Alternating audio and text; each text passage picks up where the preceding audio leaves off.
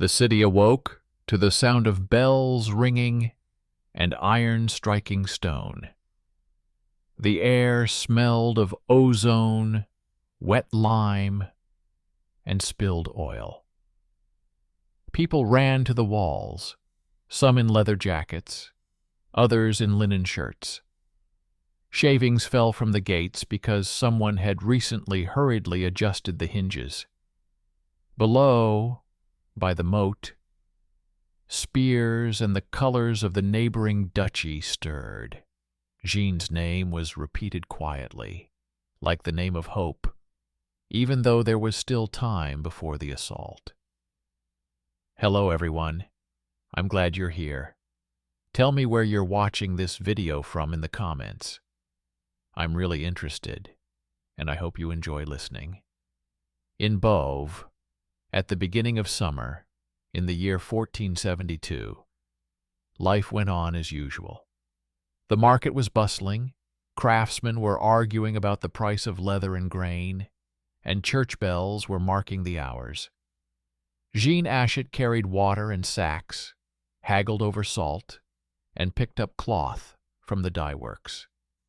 Her hands were used to the weight, her back to constant fatigue. She knew everyone who passed under the gate arch. Porters, boys who stole apples, merchants who liked to remind her of their bills. She smiled politely at the guards, who sometimes quarreled over work and sometimes checked the carts thoroughly. She looked at the gate hinges and shook her head, because the iron there was old and the oil was expired. In the yard of the dye house, next to the tubs, stood a boy from the tanners. They called him the son of the dark stream, because he often ran along the ditches. He drew a diagram of the streets and drains with a stick in the wet sand. No one asked him why he needed these lines, but sometimes, without looking up, he would say that water could serve as a shield if it was directed. The adults grunted and moved on. Once, Jeanne gave him some dry bread and heard his thanks in response. The boy said he had an idea about lime and barrels. In the temple by the north wall, the abbot, a stern man, counted coins and reread his notes. He did not like words about generosity and cheerful fairground conversations. Jeanne bought a thin candle from the church scribe and noticed the abbot closing the heavy box as if afraid of its sound. Off to the side, a stranger in a gray cloak flashed by, his face only visible when he bent over his books. He bought an inexpensive psalter, but paid with a coin better than he needed to. The shopkeeper said that the stranger had the hand of a knight, even though his clothes were simple. Early in the morning, a flower merchant arrived at the gate. He asked the guard about hinges and locks, as if he were thinking about upcoming repairs. He said that the flour was as fine as dust, and that it should be kept away from fire. The senior guard smiled and nodded him toward the warehouse. Jeanne noticed how the merchant left a tiny mark on the gatepost with his knife. The mark looked like a claw. She ran her finger over the notch and felt the grooves. Nearby, in the sunlight, the ring of one of the city elders glinted. There was a wolf on the ring. Jeanne thought that the mark on the post and the beast on the ring were similar in shape to an ear, but she said nothing. A beggar woman sat at the western gate. They called her the empty basket. Her basket was indeed almost always empty. She collected broken nails and fragments of keys. The townspeople shunned her. They believed she brought bad luck. When children threw crusts at her, she picked them up silently. Jeanne sometimes left her a piece of bacon, and the woman thanked her quietly. Once, the beggar woman handed Jeanne a bunch of old keys and said that these pieces of metal sometimes opened things that should not be opened. Jeanne smiled without joy and returned the keys, saying that she had no use for them. On the same day, a messenger arrived. He told the elders that the Duke's troops were moving toward the city. The messenger was tired. His hands were shaking. The abbot listened, nodded, and ordered the guards to be reinforced. The elders puffed themselves up with importance and said that the gates were strong. Jeanne heard this from afar and walked home, counting her steps with her usual precision. At home, she saw a piece of cloth at the threshold that had been brought from the dyeing shop. The cloth was thick, the color of green oak. It still had an old hook-shaped seam. Jeanne remembered how her father used to cut banners when she was a child. At that time, he argued with the master craftsman over the wolf on the ring. The master said he did not like coarse thread, but her father said that coarse thread held better. Later, her father went to war and did not return. She sewed bags, mended mittens, and listened to the city. In the evening, when the bell struck the late hour, the same man in the gray cloak approached the house. He asked for water and bread. He said he would not stay the night, but wanted to warm himself by the hearth for a while. He spoke slowly, without pride. Jeanne noticed a thin white scar on his arm from a belt. Such a mark is given to those who were taught to hold reins and shields. He asked the name of the woman who brought water to the north wall twice a week. Jeanne said it was her. The stranger nodded and said that it would soon be noisy by the north wall, and that it was not necessary to keep water far from the gate. In the morning, the flour merchant returned. He brought more sacks than the day before. He repeated that the flour was fine and dangerous. For some reason, his rumors of danger did not frighten the guards, but only fueled conversation. Jeanne stood aside and watched as the sacks disappeared into the warehouse by the gate. Her gaze lingered on the new lock that had been screwed on during the night. The lock was new but hastily fitted. A beggar woman at the western gate twirled a broken key in her hands and looked up at the sky. The boy from the tanner's was again drawing lines by the ditch and telling the little ones about water drainage when it carries debris and grass. They laughed, but watched.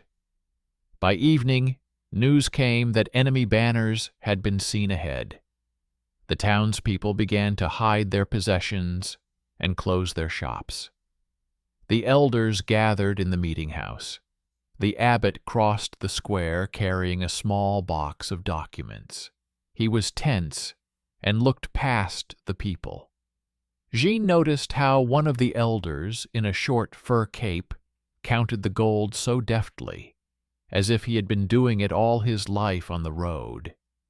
His ring with a wolf flashed next to the sleeve of a man in a gray cloak. The cloaked man's hand trembled slightly, as if he recognized the sign. It started raining at night. Water ran down the stone and into the ditches. A young man from the tanner's leaned against the barrels of lime and checked the lids. He whispered that lime sticks better in the rain and can help. No one stopped him. Torches were lit at the gates. People with buckets looked into the warehouse where the flour was stored. They knew that dried flour close to fire was a bad idea. The flour merchant disappeared. The senior guard, who had been smiling in the morning, was now swearing. He said that so many sacks would be better stored at the monastery. But it was too late. At dawn, the first enemy troops appeared. They moved in perfect rhythm. Gray clothes, bright stripes. One of the banners had a wolf on it. The wolf was reaching for the sky, its mouth open. Jeanne looked at the sergeant's ring and then back at the banner. Her fingers clenched. The hours of waiting began. The enemy lined up, and the city finished building barricades. People dragged barrels and placed carts across the streets. A beggar crawled along the wall and collected skeins of rope. She frightened people with her appearance, but the ropes were needed. Jeanne carried water, running between the house and the gate. She counted the steps to the flour warehouse and listened to the rustling of fine dust under the roof. Her nose stung. She told herself it was a bad sign. By noon, the enemy had moved closer and began waving their banner provocatively near the walls. People whispered on the wall. The elders shifted from foot to foot and looked at each other's faces. One of them, with a wolf on his finger, said that the gate was holding, that the lock was new. He looked confident, though his eyes darted around.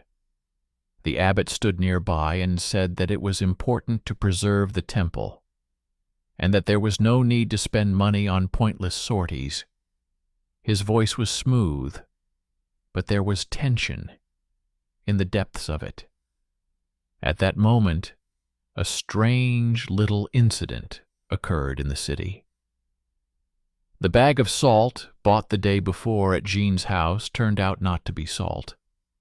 Inside were bundles of parchment and printed marks. The parchments bore a seal with a wolf. Jeanne sat down abruptly on the floor. She remembered the mark on the pole, the elder's ring, the standard. She connected it all into a simple chain. Someone from her own people was in contact with the standard. The parchments were letters. The letters mentioned gate keys, approaches to the market, a weak spot in the northern wall where the mortar between the stones was crumbling. Jeanne did not read quickly, but she understood the meaning. She rolled up the parchments and looked at the dark corner where the unwanted rags lay. There was an old piece of green oak cloth with a hook-shaped seam. She reached for it and held it in her hands as a sign of her home, even though it was just thick material. When the hour struck, the enemy moved compactly, with ladders and hooks. The guards on the walls shouted, but their cries were drowned out by the drums. And then the air inside the warehouse at the gate burst into flames. Moaning dust flew up. The fire caught it and struck with its tongue. People jumped back. The boards hummed. The sacks tore, scattering dust. The alarm bell rang. Panic ensued. Someone said it was an accidental fire. Someone said it was a sign. Jeanne rushed out into the street and saw smoke from the warehouse drifting toward the gate. She remembered the merchant's words about dust and fire. He wasn't warning her. He was leading up to what had happened. The gate was getting worse. The iron had heated up.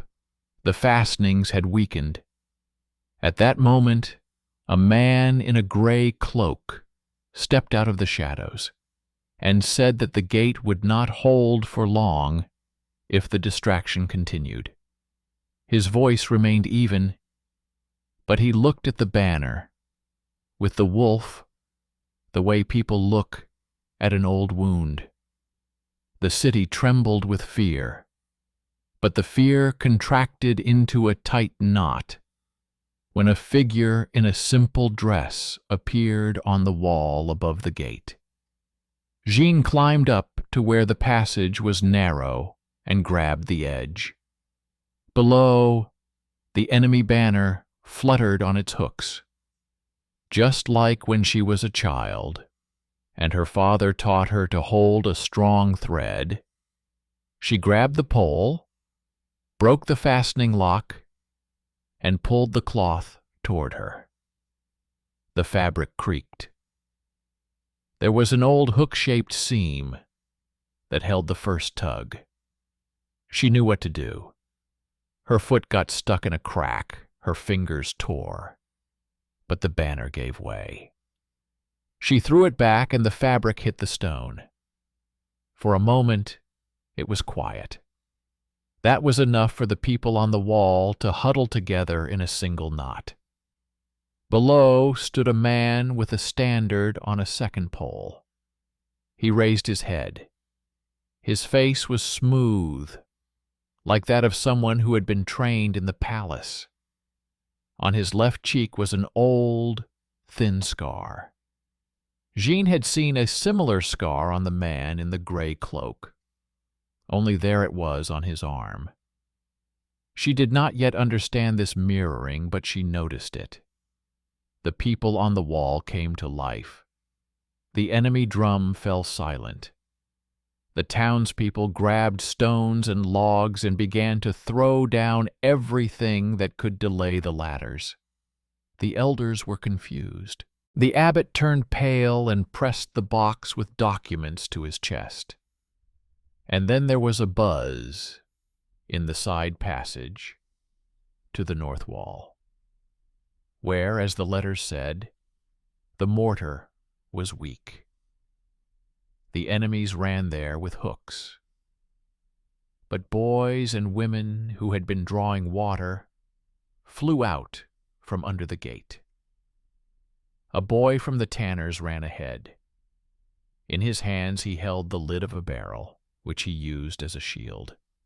He shouted like people shout when they know that their plan will now be decided.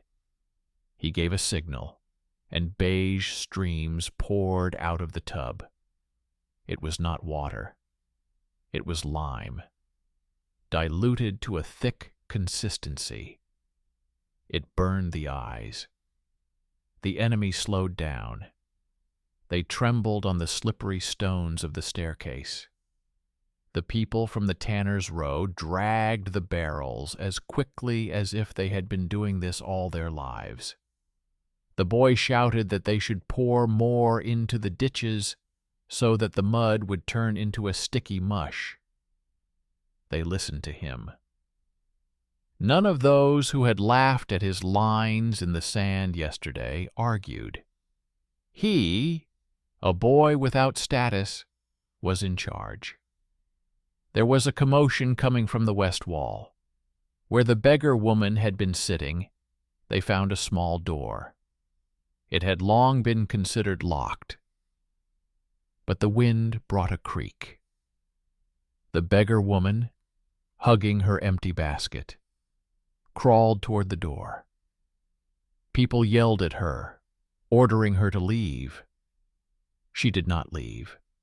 She took a bundle of debris out of her basket and found the very piece that fit the old latch.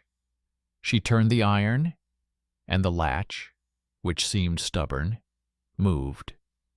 The door was jammed from the outside, but from the inside it closed more tightly.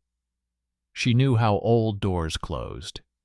She whispered that the main thing was not to rush, that iron loved a patient hand. The people looked at each other and stopped chasing her. They pulled up the beam and blocked the door. Someone knocked on the wall, but the beggar woman just sat down on a stone and closed her eyes for a moment, as if resting after a long journey. At that moment, she ceased to be an empty basket. At that moment, she became a lock that holds. In the meeting house, the elders argued.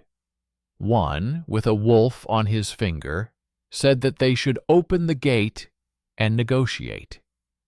He spoke of the loss of grain and the famine that might ensue. His voice trembled not with fear, but with impatience. The man in the gray cloak no longer hid in the shadows. He entered and said that he had seen parchments with the seal of the wolf at Jeanne's house. He said he had known this sign since his youth.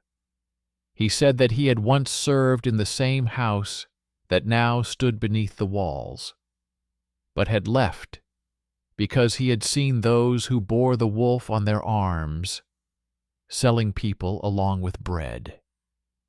His words cut through the air like a knife. Jeanne entered the same room. She placed a bag of salt on the table, which turned out to be paper bundles. The people gasped. The elder with the wolf turned pale. He began to say that it was a forgery, that it was a cunning substitution.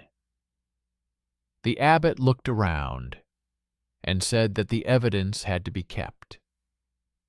He left and returned a moment later without the bar. This seemed strange. Jeanne put the parchments aside and said that someone wanted to open the north wall from the inside, that this had to be stopped, that more people in Lyme were needed. The boy was already leading his men there, but they didn't have enough strength.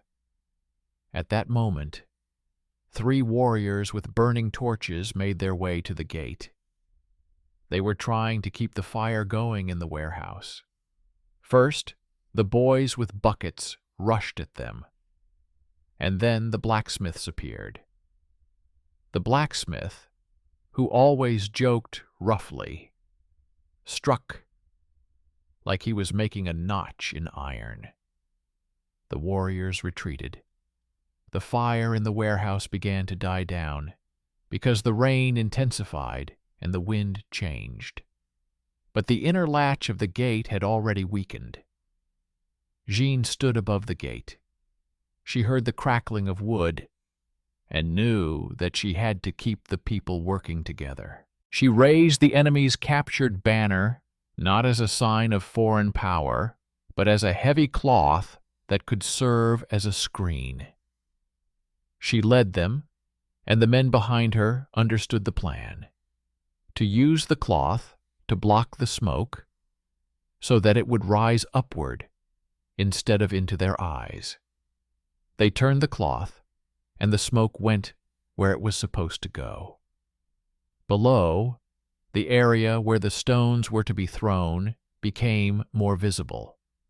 The thick woven oak did what people need when they have little time. By evening, the breakthrough had failed. The enemy had not counted on the sticky mud at the northern wall and the western door, which was locked from the inside. They concentrated their forces on the main breach at the gate. But it was not only the townspeople who were waiting there. Suddenly, the sacristy doors opened at the temple. The abbot, who had been holding onto the box all day, did not bring out papers. He brought out bags of coins and silver that had been saved up for long winters. He said that the church was responsible for the city not only in words. He ordered the money to be distributed to those standing on the walls, not tomorrow, but now, in their hands, along with bread. The people howled in surprise. It was an unexpected turn of events. The man who was considered a cold guardian of the treasury turned out to be the one who made the decisive decision. He said that there were things more valuable than silver. His words were not beautiful, they were simple. He ordered the grain stores to be open to the wives and children of those on the wall, so that their homes would remain full. This dispelled their greatest fear. As darkness fell, the enemy camp stirred, and a detachment approached the walls with torches and long ladders. At the front was a man with a scar on his cheek. He was holding the second standard.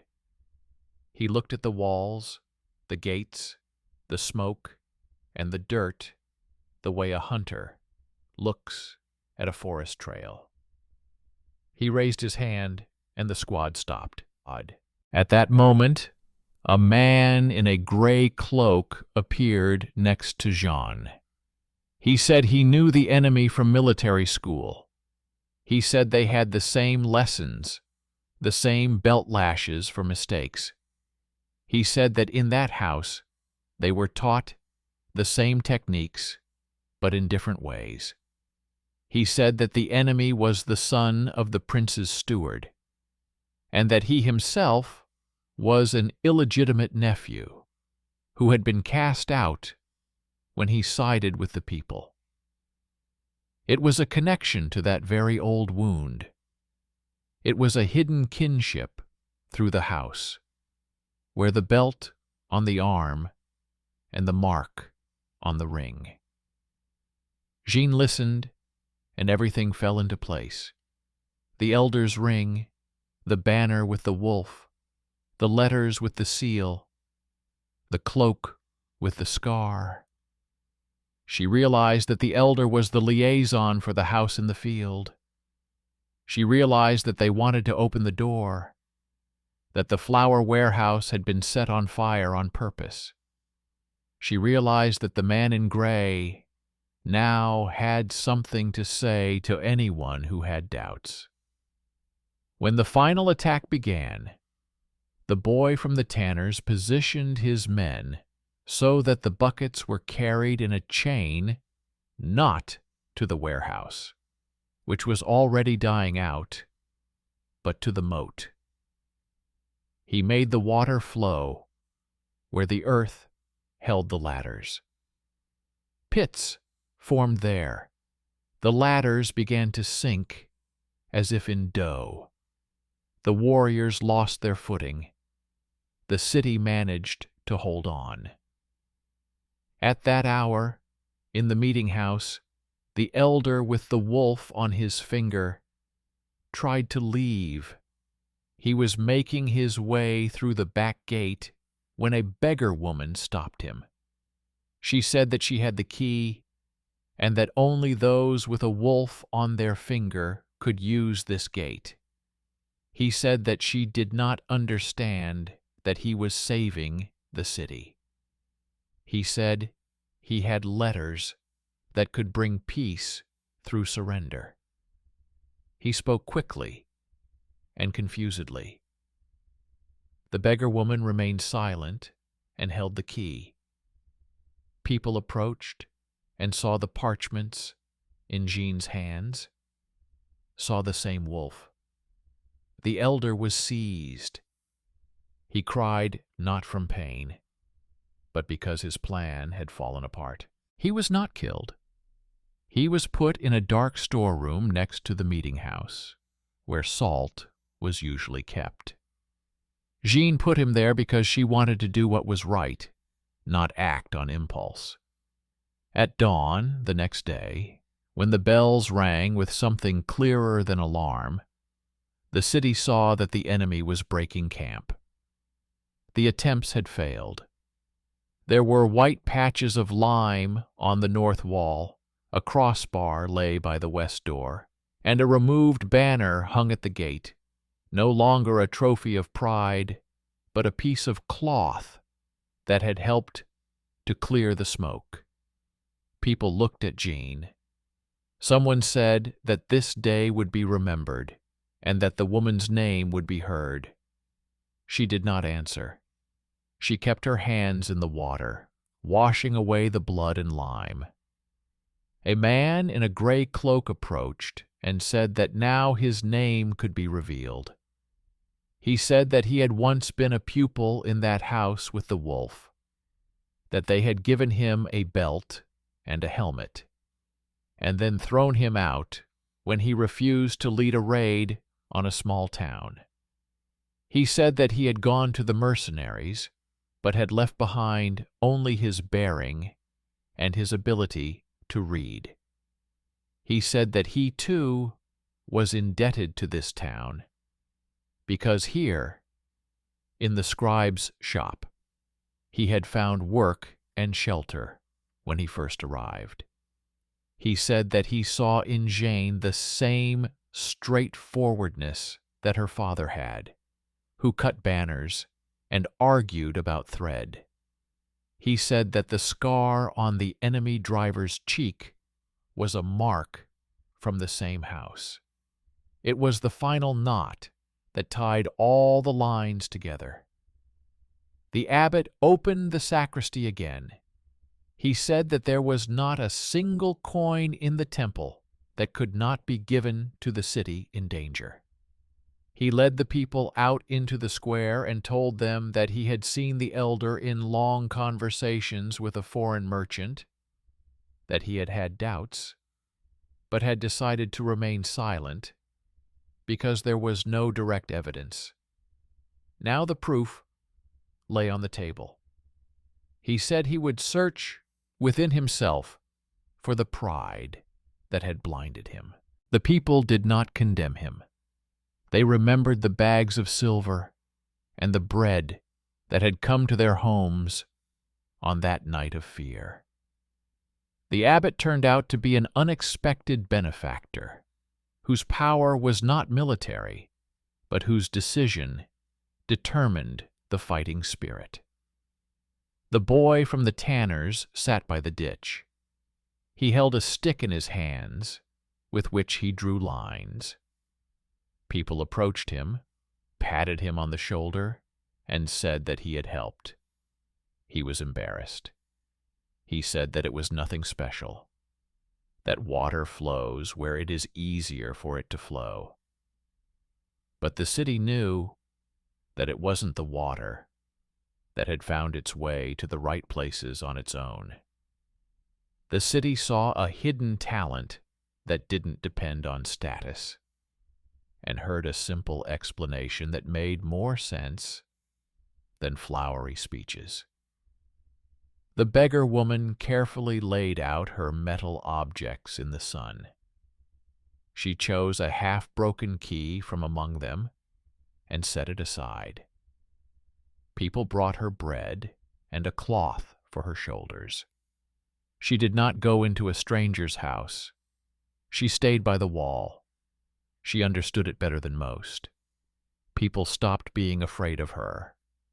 They began to listen to her. They called her the guardian of the Western Gate. Thus, a simple woman became a hero not from a fairy tale, but from a specific deed. Her role was not a loud one, but without her, the city would have suffered a wound. The foreman sat with the wolf in the dark storeroom until evening. Jeanne came and said that the city would decide his fate itself, without an executioner from foreign lands. He cried and said that he wanted to avoid bloodshed, that he wanted to make a quick decision, that he was thinking about bread. Jeanne said that bread comes in many forms, that there is bread paid for with freedom. She did not shout. She simply stated the order of things. The council decided to send him to a monastery for many years of labor, and to give his property to restore the gates and help widows. It was neither leniency nor cruelty. It was justice that people could accept. In the evening, the removed banner was carried out to the square. There were no unnecessary words. The people sang a psalm. The abbot stood nearby, not far from a man in a gray cloak, who now had a name and a place. The boy held his mother's hand. The beggar woman smiled toothlessly, but brightly. Jeanne lifted the cloth and cut off the hook-shaped seam. She said that the hook had served her well in her hour of need, but she no longer needed it. She gave the cloth away for bandages. Thus a foreign symbol was turned into help. Thus the city turned enemy cloth into cloth for its own wounds. After that day, hard work began in the city. The gates had to be repaired, the ditches cleaned, and the soot scrubbed away. People did this without being ordered to. New rules appeared. No fuel was to be stored at the gates. Locks were to be installed, not for appearance's sake, but for practicality. Flour was to be checked in the warehouse and not in conversation with the merchant. It was simple knowledge that grew out of a single fire. Jeanne walked between jobs, watching as new hinges were hung and new beams were pulled. She sometimes touched the new iron strip and remembered how the wood burned and the fabric covered the smoke. She sometimes looked up at the north wall and saw whitish spots, and the boy next to her explained that next time they would have to put a slope on the water drain in advance. He no longer drew lines in the sand. He drew on boards. Several weeks passed. A messenger arrived with news that the Duke had moved on, eastward. The city sighed, but did not relax. People left some of the barrels of water by the walls. The man in the gray cloak left for the neighboring town, but promised to return. He left the scribe letters describing the weak points of the fortifications. The abbot began to talk more often with the craftsmen than with the rich merchants. His stern appearance remained unchanged, but warmth appeared in his eyes. At noon, a beggar woman approached the black entrance of the temple and took the leftover bread. The scribe whispered that the abbot had ordered her to be given the best loaf. She was no longer treated like an empty basket. Her basket always carried something: ropes, keys, useful little things. Jeanne's name was spoken without shouting. Children pointed to the gate area and told passers-by where she had been standing. Neighbors told visitors that a local woman had held the gate, torn down the banner, and refused to retreat. Merchants brought fabrics and gave discounts without haggling, because they knew they had a buyer who kept their shops in business. No one turned it into a legend with miracles. Everything was very simple. The gate, the hinges, the smoke, the fabric, the lime, the keys, the water, the hands. Once, armed men without banners came to the city. They asked who was in charge there now. They were told that the council made the decisions. They asked who they should congratulate. They were told that there was a woman named Jeanne. They asked to see her. She stepped aside, but a beggar woman took her by the sleeve and led her out. The men without banners said they had heard about the city and the gates. They said they would like to hire locals to fortify other villages.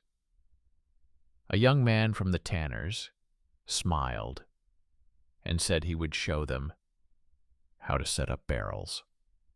The men scattered to their business. No loud speeches followed. Everything returned to business as usual. By autumn, the gates had become stronger. The locks were new. The guards learned to check the marks on the posts. If they saw a suspicious notch, they carved it out like a wound. The sacks of flour now lay in deep storerooms at the monastery, where the walls were made of stone, and yet every morning a man with a basket would come to the gate and say he had fresh goods. The guard smiled at him, but watched him with a keen eye. The flames could no longer do what they had done before. People remembered too clearly. At the end of the year, the council decided to put up a simple board at the gate. Lines about that day were carved into it. There were no flowery words. It said that in the year 1472, on a rainy summer day, a townswoman named Jeanne took down the enemy's banner and led the people to hold the gate. It mentioned the boy from the tanners who suggested lime and the beggar woman who closed the west door. It said that the abbot opened the treasury and the bread stores. It said that the foreman with the wolf gave the city to a foreign house and was punished according to the law. Not a single unnecessary curl was carved there. On this board, the townspeople learned to remember briefly and clearly. Amidst all this, Jeanne sometimes remembered her father and his argument about the thread. She understood that sometimes a fragile, thin thread makes a pattern beautiful, but a strong, coarse thread can withstand a blow. She sewed simple mittens on this theme and gave them to those who stood at the gate at night. She did not seek honor. Her house was filled with work.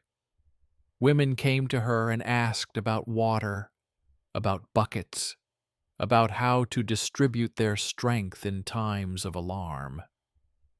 She answered without using other people's words. She said that buckets should be placed closer to the walls in advance, that barrels should be stored not under the canopy at the gate, but in the middle of the street, where the fire could not reach them as easily. She said that the keys should be kept by those who were calm. She looked at the beggar woman, who was now no longer a beggar but the keeper of the keys, and nodded. The guest in the gray cloak returned when the snow had already covered the edges of the roofs. He brought news that the enemy house was now cursing its banner because it had been torn down in front of many people. He said that the one with the scar on his cheek now had a new stripe on his face. He said that the one must be remembering the belt and the school. He said he felt no joy at someone else's scar. He said he rejoiced for the city that had not sold itself for the promise of bread. He gave Jeanne a small wooden board with narrow lines carved into it. It was a plan for the drains. He said that every wall should have such a plan. The boy from the tanners took the board as if it were a precious thing and said he would make copies. He spoke with the confidence of a man who is now expected to take action. At the end of winter, a small gathering was held in the square. It was not a celebration, but a training session. Buckets, barrels, ropes, keys, and lists were laid out. People passed things from hand to hand, practiced closing doors and setting up barriers. The abbot stood aside and smiled slightly. Jeanne held an old piece of cloth that once had a hook-shaped seam, now clean and cut into even strips.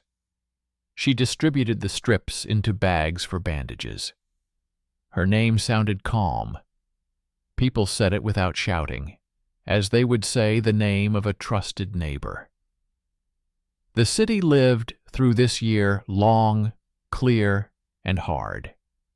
The story, which began as a melodrama about a tired woman and her shopping, became a story about choices.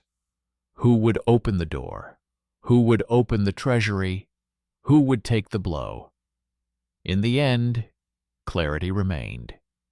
No one came and saved the city by chance. No one intervened with a sign from heaven. Every turn was prepared by deeds and omens. A mark on a pole, a ring with a wolf, letters in a bag of salt, a scar on the hand and cheek, lines in the sand, ropes in a basket, a box at the abbot's, flour in the warehouse at the gate. All this formed a chain with no empty links. The city called Jeanne to the gate once more in the spring. She was asked to place her hand on the new crossbar. She put her palm on the smooth wood and felt the marks of the chisel under her fingers.